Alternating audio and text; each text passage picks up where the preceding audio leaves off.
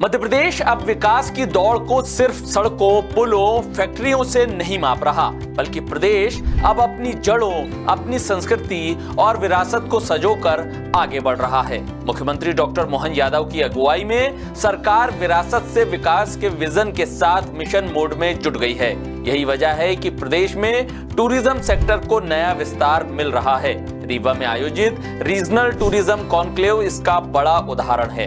इस कॉन्क्लेव में जिस तरह से पर्यटन को लेकर निवेशकों का रुझान दिखा, वो वाकई शानदार है। रीवा में हुए टूरिज्म कॉन्क्लेव में 3000 करोड़ रुपए से ज्यादा के निवेश प्रस्ताव मिले हैं। इन प्रस्तावों में hotel, resort, wellness centre, adventure tourism और हेरिटेज टूरिज्म से जुड़े कई इनिशिएटिव शामिल हैं। मुख्यमंत्री डॉक्टर मोहन यादव खुद इस आयोजन की अगुवाई कर रहे थे। उन्होंने कहा कि सरकार पर्यटन को सिर्फ मनोरंजन का जरिया नहीं, बल्कि रोजगार और आर्थिक समृद्धि का बड़ा जरिया मान रही है।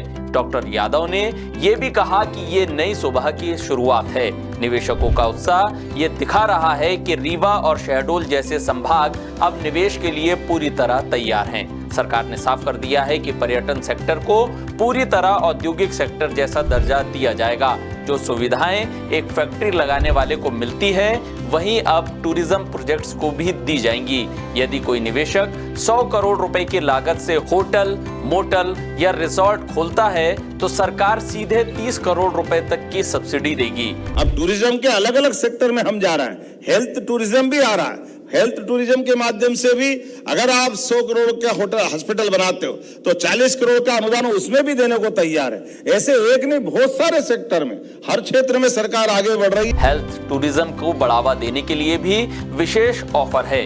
यदि कोई 100 करोड़ की लागत से वेलनेस सेंटर खोलता है, तो उसे 40 करोड़ रुपए तक की सब्सिडी मिलेगी। रोजगार आधारित प्रोजेक्ट्स पर सरकार 10 साल तक सब्सिडी देगी। पुरुष कर्मचारियों के लिए 5000 और महिलाओं के लिए 6000 रुपए प्रति माह सरकार की तरफ से सीधे दिए जाएंगे। ये सिर्फ नीतियों की घोषणा नहीं है, बल्कि साफ संकेत है कि सरकार इस क्षेत्र को तेजी से ग्रोथ इंजन बनाना चाहती है। ये सारे इन्वेस्टमेंट्स और योजनाएं सीधे तौर पर रोजगार के हजारों अवसर पैदा करेंगी। Hotel, restaurant, tour guide, transport, handicraft से लेकर लोक कलाकारों तक हर वर्ग को इससे लाभ मिलेगा। डॉक्टर मोहन यादव के प्रयासों में साफ झलकता है कि ये सिर्फ विकास की योजनाएं नहीं, बल्कि नए मध्य प्रदेश की कल्पना है, जो आधुनिक भी है और अपनी जड़ों से जुड़ा हुआ भी है।